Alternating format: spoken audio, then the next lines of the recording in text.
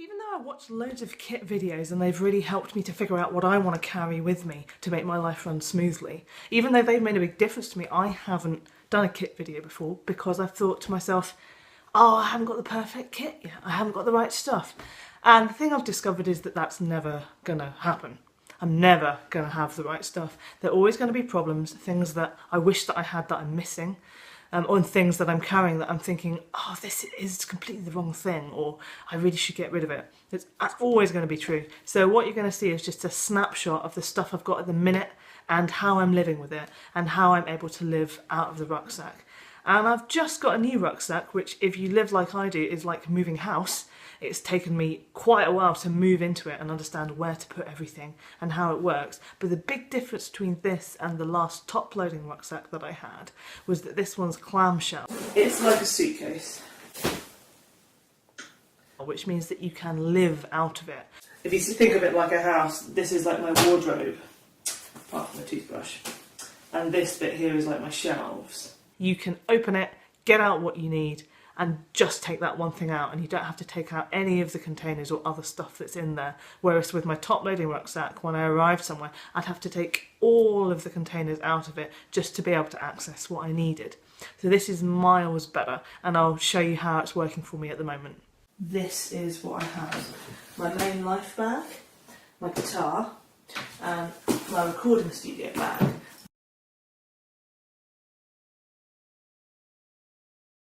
This pocket's like my office. It's got my things that I need to work on the road, noise cancelling headphones, computer, portable keyboard. Then at the very top we've got kind of my dumping ground, junk drawer. Don't know what's going to be in it today. My phone charger, my meditation kit, spare key. It's random what's in here, it's just whatever I'm using most often. So let's see what's in the bag. I'll take everything out.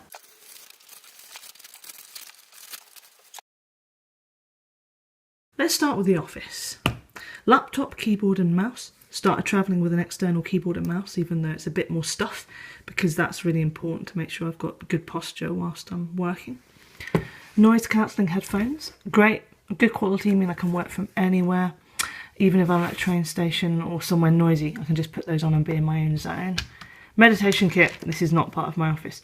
I just like it. I can roll out the same meditation mat wherever I am, use it every day, and it helps me to feel at home. This happens when you travel. You become somebody who ends up thinking it's a great idea to buy a fold-out phone charger. And when you're travelling, it actually is a laptop charger. So that's the office. There's also these two backup drives.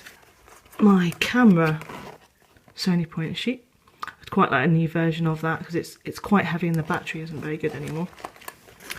Little bag full of cables. Usually contains the tripod and microphone that I was filming the other overhead shot with. And my odds and sods bag. And by the way, it's quite good, and I'm still trying to perfect this, to have every bag distinct and brightly coloured if you can help it, so you can find things easily. Battery charger. This and that run on batteries, so that's the smallest USB battery charger I could find. Some vitamins, my ridiculously large toothbrush, but my dentist tells me it's worth it, so I'm travelling with that for now, and I'm not travelling with the charger because it's massive, so just after a week or so I have to go back to my van and charge it. Sunglasses. Love having a really big pen knife, but obviously can't take that when I'm travelling internationally. Computer glasses, lots of glasses for me, but I've tried to make the cases really light. Cable for that. Kazoo! If you're the sort. There's a case for my little microphone, but it also contains a little sewing kit, and the reason for that is because I'm using that to pad the microphone out. It's worth mentioning that I've made this little toiletries bag and this little bag here. They're really lightweight, out of old tent. So they charge you quite a lot of that in outward bound stores for little bags like that, but you can just make them.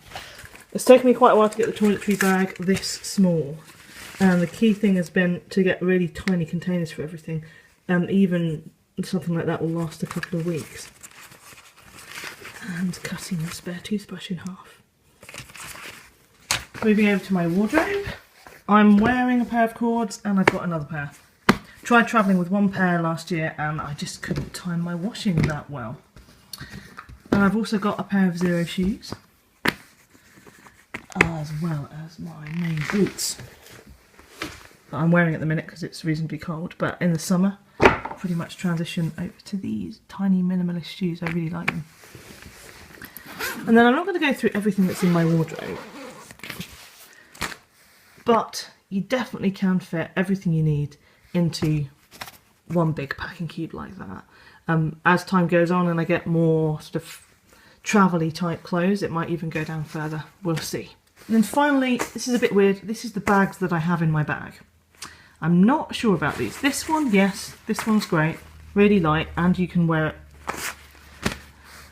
This is my old rucksack, because I've been really struggling to solve the problem of what day sack would be a good idea. Seems a bit of a crazy big solution, but I haven't come up with anything else yet, so we'll just see how that one goes. So that's everything. I guess I'm going to repack it.